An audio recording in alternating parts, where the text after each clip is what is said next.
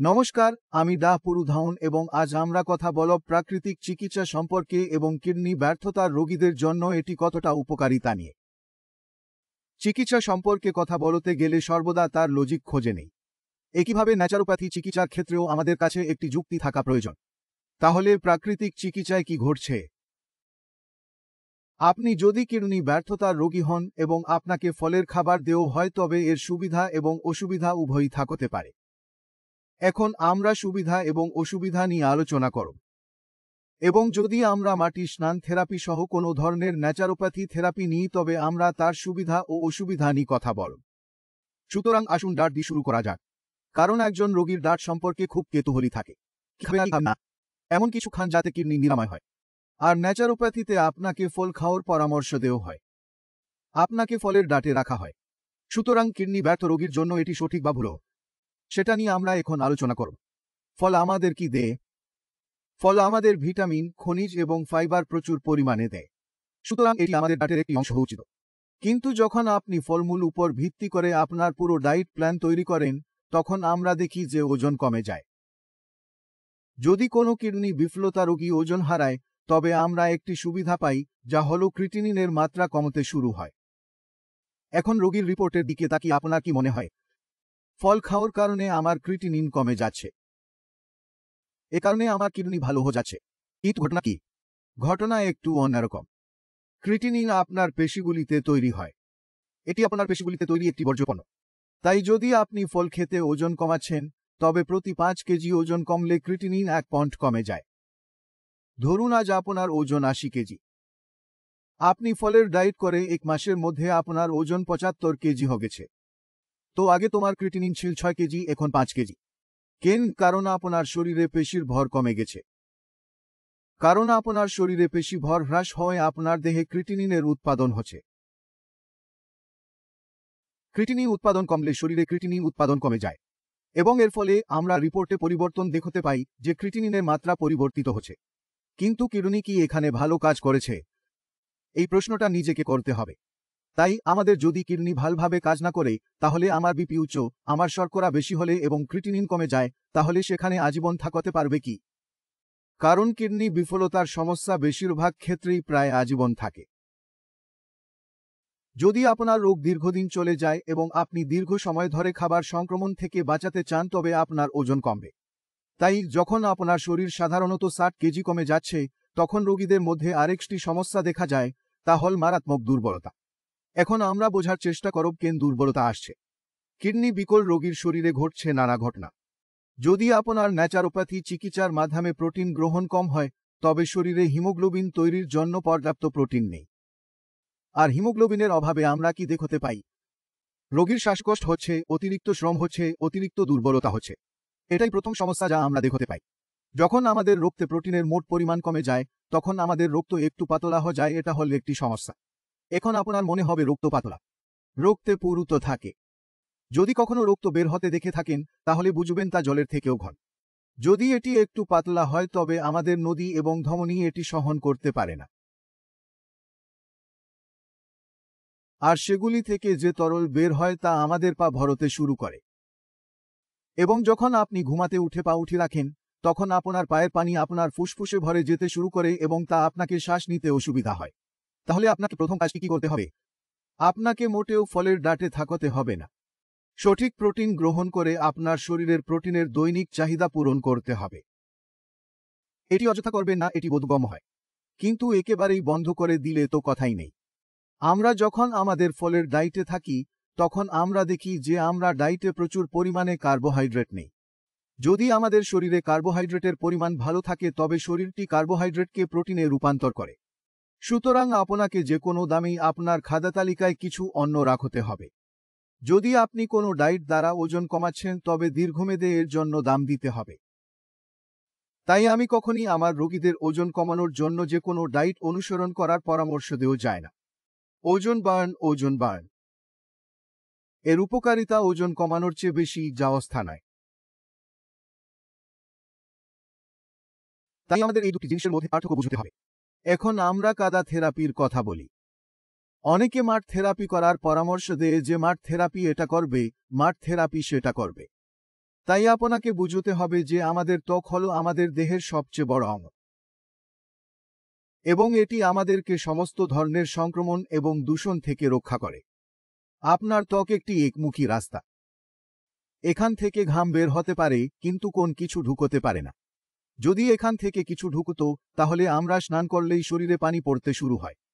কিন্তু তা হয় না, কারণ আমাদের ত্বকও একইভাবে তৈরি। তাই যখন আমরা মাটি থেরাপি নিই, মাটি স্নান করি, তখন মাটি ভেতরে ঢোকে না। কাদার জিনিসও শরীরে ঢুকতে পারছে না। কিন্তু কাদার তাপমাত্রা ঠান্ডা। ঠান্ডা হওয়ার কারণে রোগীর শরীরে মাংসপেশি সংকোচন দেখা যায়। এবং আপনি দেখেছেন যে মাটি থেরাপি করার জন্য কিডনি রোগীদের উপদেশ দেওয়া হয় না।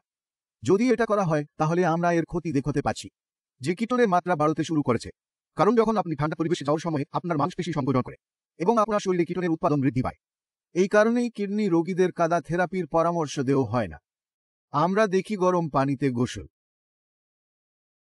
একই ধারণা গরম পানির ক্ষেত্রে। ত্বকের মূল থেকে কোনো পানি বা এসব শরীরে ঢুকতে পারে না। গরম পানিতে বসলে আমাদের ঘাম হয়। ঘামেরও কিছু উপকারিতা আছে। আমরা যখন মুখে ঘাম দিই, তখন তার স্বাদ কেমন?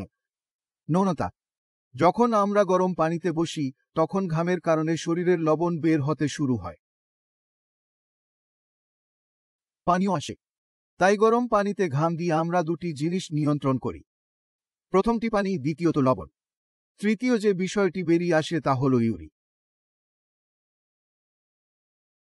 আমি 1 মিলি ঘাম এবং 1 মিলি প্রস্রাব গ্রহণ করি।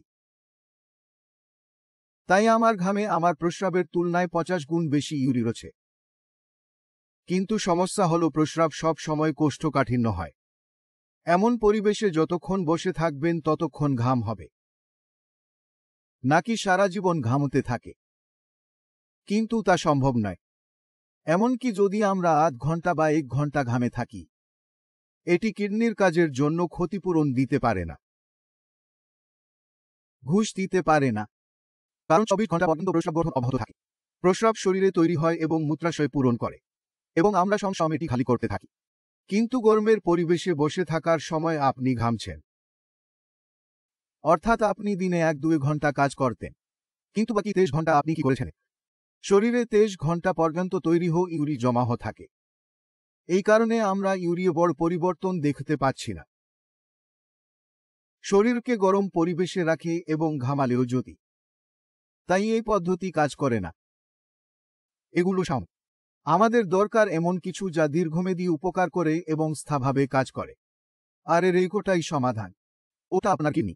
যখনই কোনো কিডনি ব্যর্থ রোগী ছোট শর্টকাট খুঁজতে শুরু করে, তখন আমার এটা করা উচিত, ওটা করা উচিত, ওটা আমার করা উচিত। কিন্তু সত্যি কোনো শর্টকাট নেই যা কিডনিকে বাইপাস করতে পারে। আপনার কিডনি কোনো কারণে নষ্ট হয়ে যাচ্ছিল। এটা কি রক্তচাপ, সুগার বা অন্য কোনো রোগ ছিল? যেমন আইজিএন, নেফ্রোপ্যাথি, পলিসিস্টিক কিডনি। কিন্তু আপনার কিডনি নষ্ট হয়ে যাচ্ছিল। কিডনি অনেক বছর ধরে 24 ঘন্টা 365 দিন অবিরামভাবে কাজ করে। তাই যদি এটি কম সময়ের জন্য কাজ করে, তবেও দীর্ঘদিন ধরে কাজ করলে আমরা আরও ভালো ফলাফল দেখতে পারি। এখন কিডনি নষ্ট হচ্ছে, তখন কিডনির ফাংশনগুলি চলছে। তাই আমরা ধীরে ধীরে শরীরে কেটামিন এবং ইউরির বৃদ্ধি দেখতে শুরু করি। এখন আমরা যদি চাই আমাদের কেটামিন আর ইউরি কমে যাক, তাই সবচেয়ে প্রথমেই আমাদের কিডনি ক্ষতিকর জিনিসটি উপর কাজ করতে হবে। তাই যদি আপনি কিডনি বিফলতার রোগী হন, তবে প্রথমে নিজেকে একটি প্রশ্ন করুন। আপনার কিডনি কেন নষ্ট হয়ে যাচ্ছে? এটা কি রক্তচাপ? এটা কি চিনি? প্রশ্ন করলে নিজেই উত্তর পেয়ে যাবেন। আমার রক্তচাপ সবসময় বেশি থাকে, আমার সুগার সবসময় বেশি থাকে। অথবা আমার রক্তচাপ আগে বেশি হতো এবং আমার সুগার আগে বেশি হতো। এ কারণে আমার কিডনি ক্ষতিগ্রস্ত হচ্ছে। এখন আপনাকে দেখতে হবে আজকের পরিস্থিতিতে, এই তারিখে আপনি যখন এই ভিডিওটি দেখছেন, আপনার রক্তচাপ এবং সুগার বেশি কিনা না। যদি এসব খেতে পরেও রক্তচাপ এবং চিনি বেশি থাকে, তবে এটি আপনার কিডনি সম্পূর্ণরূপে ক্ষতিগ্রস্ত করছে। এবং আপনার ক্ষতি বাড়তে থাকলে তেমনি আপনার শরীরে কেটামিন এবং ইউরি বাড়বে। সুতরাং যদি আমরা চাই যে আমাদের কেটামিন এবং ইউরি না বাড়ে, আমি কমার কথা বলছি না, বার কথা বলছি না। সো ফার্স্ট অফ অল, আপনার কিডনি ধ্বংস হচ্ছে তার কারণটি দূর করতে হবে। তা হলো বিপি ও চিনি। এখন বিপি ও সুগার নিয়ন্ত্রণ আমাদের হাতে।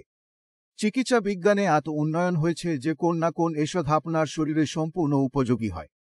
আর ওষুধ চললে বিপি ও সুগার নিয়ন্ত্রণে চলে আসে। এত হাই ব্লাড সুগার নিয়ন্ত্রণে ইনসুলিন আছে এবং এর অনেক ধরন আছে। রক্তচাপ নিয়ন্ত্রণের জন্য অনেক ওষুধ আছে। আপনি যা করুন, আমি আবার বলছি, যা করুন না কেন, কারো দামে রক্তচাপ এবং ব্লাড সুগার নিয়ন্ত্রণে নিশ্চিত হন। রক্তচাপ এবং ব্লাড সুগার নিয়ন্ত্রণে চলে এলে আপনার কিডনি কোন নতুন ক্ষতি হবে না। যা ক্ষতি হচ্ছে তা হচ্ছে। এখন যদি কোন নতুন ক্ষতি না হয় তবে ক্রিটিনিন এবং ইউরির অগ্রগতি থামে অথবা খুব ধীরে গতিতে চলে। আস্তে আস্তে বললাম কেন? কারণ শরীরে অন্যান্য কারণগুলি রয়েছে, যেমন মেটাবলিক অ্যাসিডোসিস, যা কিডনিকে ক্ষতিগ্রস্ত করে। কিন্তু এখনও আমাদের কিডনি কেন্দ্রীকরণের কারণে নষ্ট হচ্ছে তা বুঝতে হবে। এবং সর্বাধিক ক্ষেত্রে আমরা দেখতে পাই যে ক্রিটিনিন এবং ইউরি স্থিতিশীল হয়ে যায়। এখন প্রশ্ন হচ্ছে তা কমিয়ে আনার। এখন কিডনি ক্ষতিগ্রস্ত হওয়ার সময় সেগুলি বড় কাঁপছিল।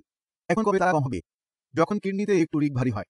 সুতরাং যদি আমরা ধরে নিই যে কিডনি 80% কাজ করছে না, যদি কিডনি 80% কাজ না করে থাকে তবে ক্রিটিনিন স্তর 6 হয়। যদি কিডনির 80% কাজ না করে তবে আপনি চিন্তা করুন কিডনিগুলি কখন কম হবে তা নির্ধারণ করা যাবে।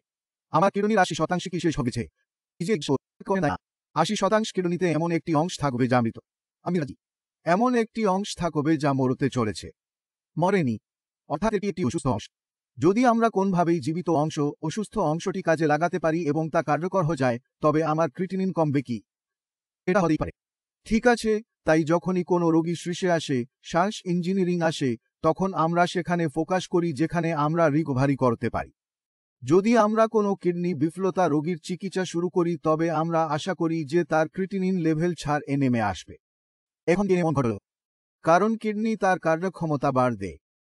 জীবিত ছিল না, সেই অংশটি অসুস্থ হয়েছিল এবং আবার কাজ করতে শুরু করেছিল। এবং আমরা স্তরটি নিচে নামতে দেখতে পাচ্ছি। এবং ভালো কথা হল, যখন বিপি শর্করা নিয়ন্ত্রণ করা হয় তখন প্রথম মাসেই ক্রিটিনিনের মাত্রা কমতে শুরু হয়। ডায়েট সীমাবদ্ধ না করে। আপনি আপনার খাবারে খুব বেশি পরিবর্তন করেননি না এবং ওজনও কমিয়ে নেন। আপনি আপনার হিমোগ্লোবিন বাড় দিচ্ছেন কারণ আপনি ভালো খাবার খেয়েছেন। আর আমরা কি দেখতে পাচ্ছি? কিডনির কার্যক্ষমতা বেড়ে যায়। কারণ ওষুধ একা কাজ করে না, খাবারকেও ওষুধ বানাতে হবে।